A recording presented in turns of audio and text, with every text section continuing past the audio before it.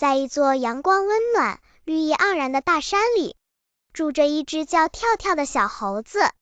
跳跳天生聪明又爱动脑，总是兴奋地在树林里翻跟斗，跳上跳下，像一颗跳跳糖似的停不下来。这天一大早，跳跳一边哼着小曲儿，一边出门探险。没走多久，一股香甜的味道随着风飘来，跳跳立刻精神一振。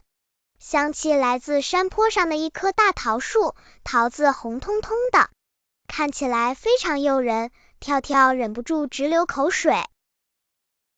跳跳快步跑到桃树下，发现这棵树上的桃子个个又大又圆，果皮红中透黄，彷佛在阳光下闪闪发亮。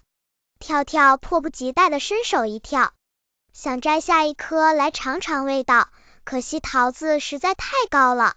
跳跳一连跳了好几次，每次都差一点点碰到桃子的边缘。跳跳后退几步想加强助跑力道，但还是差那么一点点。跳跳皱起了眉头，抓着头皮想着该怎么办才好。跳跳坐在一旁的石头上，摇晃着尾巴，皱着小鼻子苦思。正好这时，小兔咪咪蹦蹦跳跳的走过来，看见跳跳一脸烦恼的模样，就关心地问发生了什么事。跳跳指着高高的桃子，叹气说自己很想吃，可是怎么跳都跳不到。咪咪听了，想了想，建议说，可以找脖子长长的长颈鹿哥哥帮忙，长颈鹿一定能轻松够到。跳跳摇摇头，坚定地说这棵桃树是自己发现的，希望能靠自己的本事来完成这个挑战。咪咪点点头表示理解，说那就祝你成功，然后笑着转身离开。跳跳重新站起来，望着满树的桃子，心里燃起一股坚定的决心。跳跳暗暗告诉自己，不管多高，只要肯想办法，一定能摘到那颗最甜的桃子，绝不轻易放弃。跳跳跑到附近，找来几块平坦的石头，一块一块小心搬过来，在树下堆起来，搭出一个临时的石台。跳跳小心站上去，又尝试着往上跳，还是差了一点。于是跳跳继续加高，用前树枝、枯叶、草皮一起垫在石台上。太阳逐渐偏西，跳跳额头上流着汗，双手也有些酸了，却仍坚持不懈，反复试了好几次。最后一次跳上石堆失败后，跳跳气喘吁吁地坐下来，气呼呼地抱着双腿，嘟着嘴生闷气。刚好一群小鸟飞过来，看见跳跳满脸无奈，就停在树枝上打趣说，聪明的小跳跳居然也有办不到的时候啊。跳跳听了脸一红，忍不住反驳说，我才不要靠别人，我一定自己能办到。小鸟们笑着飞走了，留下跳跳独自沉思。跳跳坐了一会儿，从生气转为静下心来。跳跳知道，光是发脾气并不会让桃子自动掉下来，还可能让自己错过解决问题的机会。于是跳跳重新整理思绪，仔细回想以前遇过的事情。突然，跳跳想起小象小迪曾经用藤蔓做成绳子来搬运果实，眼睛一下子亮了起来，庞佛想到了什么了不起的方法。跳跳赶紧行动，跑去找又长又坚韧的藤蔓，还找来几根结实的树枝，开始动手制作工具。经过一番努力，跳跳做出了一根简单的钩子。跳跳把藤蔓一端绑在钩子上，小心翼翼地举起来，对准高高的桃子来勾。一开始总是勾不稳，要么勾偏，要么滑掉，但跳跳没有气馁，每次尝试都更加专心与细致。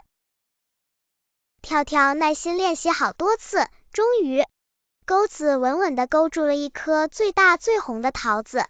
跳跳紧握藤蔓，小心地慢慢往下拉，桃子轻轻地掉进早已准备好的篮子里。跳跳开心地跳了起来，在地上转了几圈，大声欢呼。那一瞬间，跳跳心里觉得比吃到桃子还更甜，那是一种靠智慧与努力赢得的满足感。跳跳咬了一大口桃子，甜美的果汁在嘴里爆开，让眼睛都笑弯了。那种滋味比想象中还要好10倍。跳跳明白，并不是这颗桃子真的特别甜，而是经过辛苦与耐心换来的成果。这时，那群小鸟又飞回来，看见跳跳成功摘下桃子，全都瞪大了眼睛，发出惊讶的叫声。小鸟们齐声叫好，还开心地飞来飞去，围着跳跳转。跳跳不好意思地笑了笑，说这是自己努力换来的，现在大家也可以一起享用咯。跳跳将桃子切成小块，分给每一位小鸟朋友。小鸟们边吃边听跳跳讲述整个过程，听得目不转睛，纷纷鼓掌说跳跳是最聪明、最坚持的小猴子。